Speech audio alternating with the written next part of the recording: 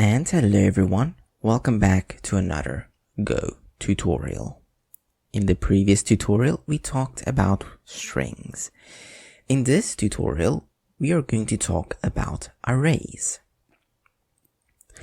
What is an array, you may ask? Well, by now we know that a variable can store something. So if I go x is equal to 4. If I do this, then we know x will store 4. And I can use x wherever I want to get that value from it, like this. And as you can see, I do get 4. But sometimes you want to store more than one item inside of a variable. If we want to store another item in here, how will we do it? How will we say x should store more values? Well, what we can do is we can use this syntax. Here we specify how many values x should hold, and let's make x something like friends. So this will store all our friends as an example, and I have 3 friends. Now in here we will store a string. So this is saying we want to store 3 strings, so 3 pieces of text. Then in these squiggly braces, we can put something. So first we can say Jack, he is my best friend. Nick, he is also a good friend of mine. And Luke, I don't really know Luke that much yet, but I think we can become very good friends. Anyhow, you'll notice they're separated by commas. And just like that, we have a variable that contains multiple items. This is called an array.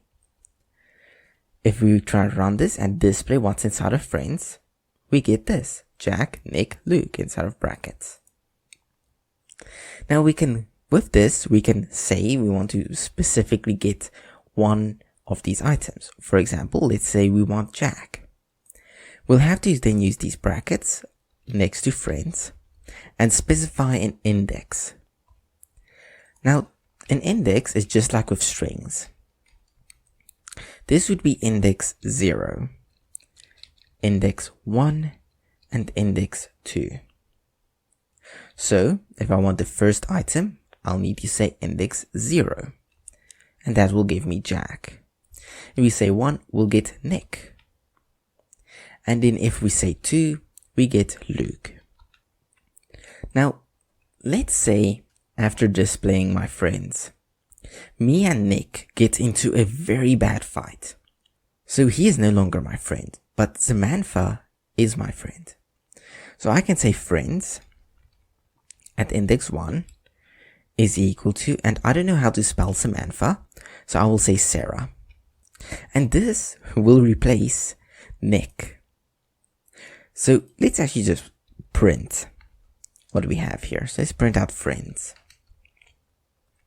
If we run this, as you can see, now instead of Jack, Nick, Luke, it's Jack, Sarah, Luke. So you can use this to change items. If this was 0, it would change Jack. Because it's 1, it will change Nick. And if it was 2, it would change Luke. Sometimes you want to get the length of an array. In this case, I want to know how many friends I have. In order to be able to do that, I can just go len and then pass in friends. And this will get me the length of friends. And as you can see, it's 3, so it's 3 items. You can also, if you want to, you can do something like this. Variable enemies. So these are my enemies, I don't like them. You can also specify 3 strings. And now we can add enemies to this. So we don't have to add it on one line. We can say enemies at index 0 is equal to Mike. Next we can say 1, and that can be Momo. And then of course, last but not least, Kevin. And then we can just say enemies here. Now if we run this, we also get 3. If we remove the length from it, then we'll get Mike, Momo, and Kevin. But you may say, What if we didn't want to store just 3 items in this array? That is possible. So let's go here and say my favorite num, so fav nums. And that is equal to, and then instead of passing in a number in here, you can pass in 3 dots. And then you can just say what type, so int, and you can pass in as many as you want. And you can go like this, and just add until your heart is full. And now we can just print out fav nums. And there we go. You can still do the length on this, which is much nicer. So with the other one, we can say how many items should be in here. But here we don't say, so we should count. We don't want to count, so we use len. And there's 7 items in here. So if we change this to 7, then it would work perfectly fine. But if we changed it to 6, it will throw an error, as you can see there. So yeah, last but not least, I want to talk about arrays that are multi-dimensional. This might sound scary, but it's not as scary. Let's create an array, and I'm going to call it XOXO because I don't actually know the game's name. And then I'm going to say free, and of course you could have just used this operator instead, but I want to just show you if you ever want to know. And you can go int, and that is equal to, anyway, again have to specify free int. And now in here, we can have arrays within arrays. So let's go and say 1 is X, 2 is O, and 0 is left open. So 0 is untouched. We can add more. So this is our game, as simple as that. We can of course print this out as well. So XOXO. If we run this, we get this.